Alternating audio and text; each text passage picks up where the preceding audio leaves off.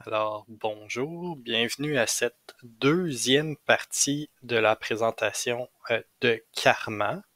Donc, aujourd'hui, on va aborder une des principales fonctions de Karma, qui est le déploiement, la protection et le déploiement des charges utiles. Donc, vous pouvez avoir une première idée à l'écran de ce qu'on entend par protection et déploiement des charges utiles. Comme vous pouvez voir, au bout d'une fusée ou d'un missile, on va vouloir protéger la charge utile. La charge utile peut être un missile, peut être une ogive, peut être un satellite, peut être un capteur, donc plusieurs items. Et donc, au niveau de la protection et déploiement des charges utiles, quand on pense à une mission spatiale ou de défense, on s'intéresse, comme je le mentionnais, surtout à la charge utile. Donc un satellite, un ogive, un capteur de communication. Donc, pour l'amener du point A au point B, c'est là que Karma va intervenir parce qu'on veut vraiment protéger pour que ce qui est à l'intérieur puisse être conservé. Donc, quel est l'enjeu lorsqu'on cherche à, à bouger d'un point A à un point B une charge utile, c'est que la charge utile devient vulnérable. Comme vous pouvez l'imaginer, la charge utile doit, doit faire face à différentes forces, comme par exemple traverser l'atmosphère à grande vitesse, résister à des vibrations, à des pressions acoustiques et être déployée à la seconde près où est-ce qu'on veut que la charge se déploie. Donc, Karma intervient dans ce domaine d'activité. C'est là que Karma intervient. Donc, au niveau de la protection et du déploiement des charges utiles, Karma, comme on l'a vu sur la première slide, conçoit vraiment la coiffe, donc le bout soit du missile ou de la fusée, conçoit également des boucliers thermiques intégrés, notamment pour la chaleur, et des systèmes de séparation lorsqu'on souhaite déployer la charge utile vers le point B. Donc, les systèmes de Karma vont permettre à la charge utile de survivre, puis d'être libérée sans choc ni désalignement. Toutefois, on va entrer aujourd'hui dans les différentes contraintes que Karma fait face dans ses activités et ça va vraiment nous aider à comprendre pourquoi les clients de Karma font confiance à l'entreprise pour ces types de besoins. Donc, donc Karma est en charge de la mission critique. Donc, s'assurer que la coiffe, donc le bout de la fusée ou le bout du missile, ne se déforme pas de manière permanente pendant le vol. Donc, puisque toutes les forces, euh, puisque les produits de Karma font face à différentes forces, il y a toujours le risque de déformation, donc dans la mécanique des matériaux. Donc, la loi de Hooke, que vous pouvez voir à l'écran, donne un aperçu de la mécanique des matériaux. Donc, on voit que c'est une équation à trois composantes, donc la contrainte, déformation et la rigidité du matériau. Donc, lorsqu'on regarde cette équation, on peut en comprendre que plus le E en majuscule est élevé, donc le E en majuscule représente la rigidité du matériau via un mécanisme qu'on appelle le module de Young. Donc, c'est une autre équation pour calculer la rigidité du matériau. Donc, plus le E est élevé, plus un matériau est rigide, puis moins il se déforme sous une même contrainte. Donc, c'est vraiment ce que Karma va vouloir aller chercher dans la production de ces matériaux. Quelque chose qui va être très rigide dans le but de pouvoir survivre à une contrainte, à un plus haut niveau de contrainte. Donc, Karma est un spécialiste dans les matériaux composites, ultra rigides, et léger, c'est très important parce qu'on ne veut pas augmenter la charge de la structure. On veut que ça soit rigide, mais en même temps que ça demeure léger, afin que la structure puisse survivre aux forces du vol.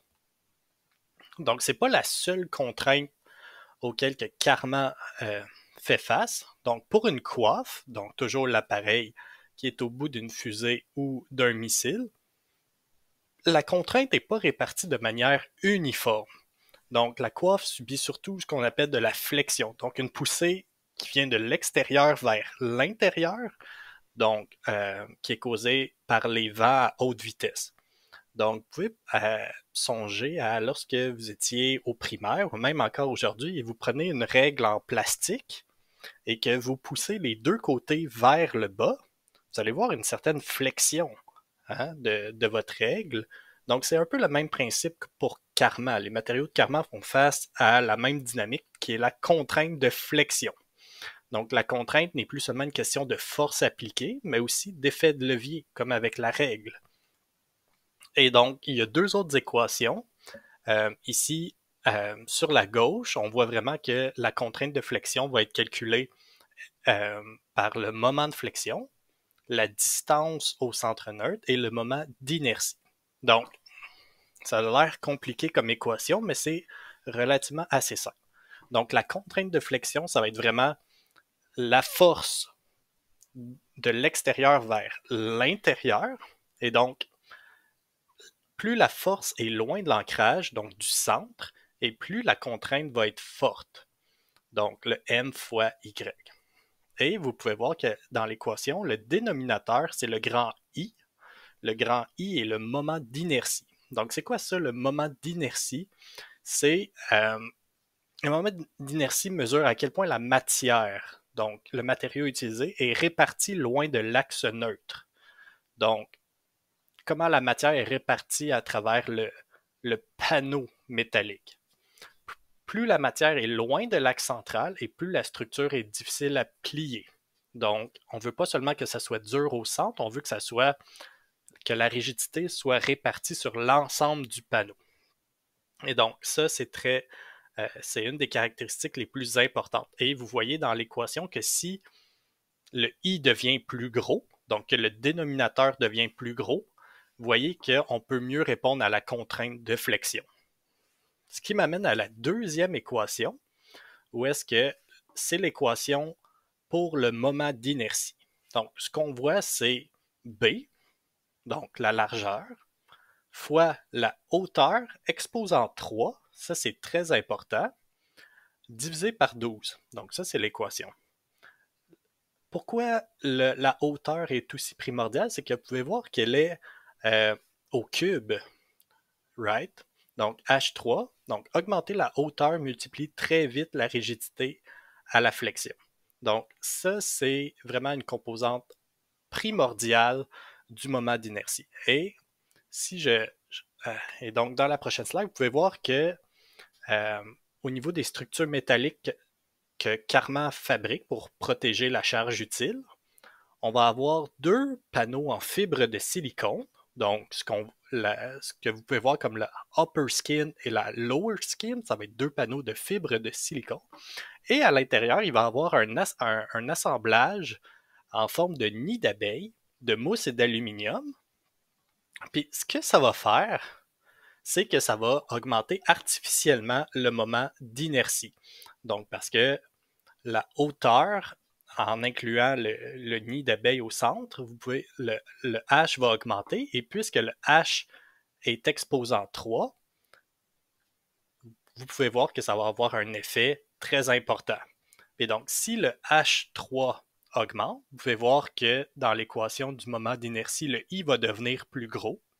Et si on retourne à notre première équation avec un moment d'inertie qui est plus élevé, on va pouvoir absorber une plus grande contrainte de flexion. Donc, c'est le type de produit que Karman fabrique pour répondre à cette force particulière-là de flexion. Donc, en éloignant les deux peaux rigides, donc les deux plaquettes de fibres de carbone, Karman augmente artificiellement le moment d'inertie, le H3 qu'on parle. Et donc, c'est des panneaux qu'on appelle panneaux sandwich composite. Composite, c'est seulement parce que les panneaux sont composés avec plus de 2 éléments. Donc, l'effet, c'est que ça réduit la contrainte de flexion sur la structure et garantit que la coiffe reste stable, même sous des vents transsoniques. Donc, vraiment, les vents qui viennent de l'extérieur vers l'intérieur. Et donc, tout ça, il ne faut pas oublier que c'est dans le but de protéger la charge utile à l'intérieur, qui peut être une ogive dans le cas d'un missile ou d'un d'un satellite dans le cas d'une mission spatiale. Par la suite, la flèche maximale. Donc, ce qu'on a vu précédemment, c'est vraiment la résistance interne à la flexion, la contrainte de flexion. Par contre, c'est vraiment au niveau de la résistance du matériau. Il y a également ce qu'on peut réellement observer lorsqu'on regarde une mission, c'est la manière dont la structure va se courber sous l'effet des forces pendant le vol. Cette déformation visible, c'est ce qu'on appelle la flèche maximale. Et ça, c'est important parce que s'il y a vraiment une courbure importante de la structure, ça peut venir endommager la charge utile. Et également, on a une troisième formule. Celle-ci semble compliquée, mais c'est très simple. Donc, le S-max, c'est ce qui représente la flèche maximale. Et donc, le F et le L, donc c'est vraiment la charge latérale et la longueur de la structure, parce que si vous vous souvenez de la première image qu'on a vue, ces panneaux-là, en blanc, sont quand même assez longs. Donc, pour Karma, c'est un enjeu important parce que la longueur est importante. Donc, ça va vraiment créer une certaine pression. Et donc, puisque le L est long, vous pouvez imaginer que la flèche maximale va être élevée. Et donc, c'est pour ça que le E et le I, donc le E, on se rappelle que c'est la rigidité selon le modèle de Young, qui est juste une formule mathématique pour établir la rigidité, et le moment d'inertie, donc qui est le H3 qu'on a vu précédemment. Donc, plus la rigidité est faible et plus la structure est vulnérable, surtout si on a le L qui est élevé, donc une longue structure. Et donc, si cette structure-là est vulnérable, vous pouvez vous imaginer que il peut avoir une courbure de la structure. Et donc, dans l'espace ou sur un champ de bataille, même 1 mm de déviation dans la structure peut faire toute la différence. Donc, c'est pour ça que c'est aussi primordial d'avoir une grande rigidité et une capacité à absorber la contrainte de flexion.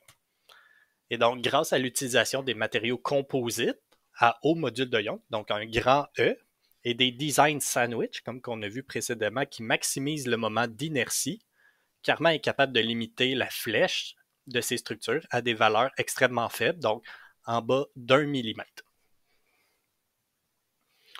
Donc ça, c'est vraiment pour la protection de la charge utile, qui est une des principales activités de Karma. Mais c'est beau protéger la charge utile, il faut aussi la déployer au moment venu, right? Donc, protéger la charge utile, c'est pas suffisant, il faut aussi pouvoir la libérer au moment voulu, sans choc, sans déviation. Donc, le déploiement est une autre activité que Karma fait pour ses clients. Et donc, si on regarde ça dans l'absolu, le déploiement est vraiment la dernière barrière entre la réussite et l'échec de la mission. Si le déploiement n'est pas fait au moment précis, la mission peut avorter. Donc, c'est vraiment des moments critiques, autant au niveau de la protection de la charge utile que du déploiement. Et donc, pour le déploiement précis, la seconde critique, l'objectif de Karma dans le déploiement à l'aide de différents systèmes va être éviter les dommages aux capteurs, ogives et satellites, que les charges pyrotechniques ou mécaniques soient parfaitement synchronisées et que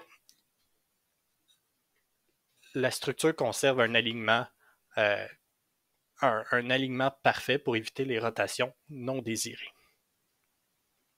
Donc, si je résume, Karma, dans sa division, cette division où elle a des produits pour protéger la charge utile et la déployer. Donc, on cherche à protéger la charge utile, pour encaisser les forces et garder l'intégrité de la charge utile. Et pour ça, on a vu les lois de Hooke, la contrainte de flexion et la flèche maximale. Également, une deuxième priorité pour Karma, c'est le déploiement. Right? On veut que la structure se déploie au moment précis pour qu'elle atteigne l'objectif au moment précis.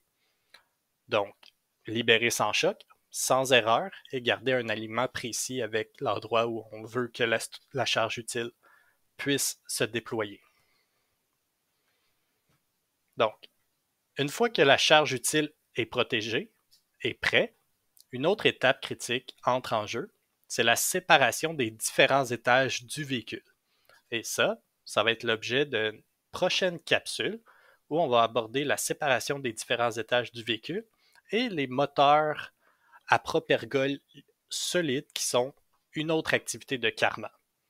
Donc, sur ce, je vous remercie encore d'avoir été présent à cette deuxième capsule et j'espère vous revoir par la suite dans une prochaine vidéo. Merci!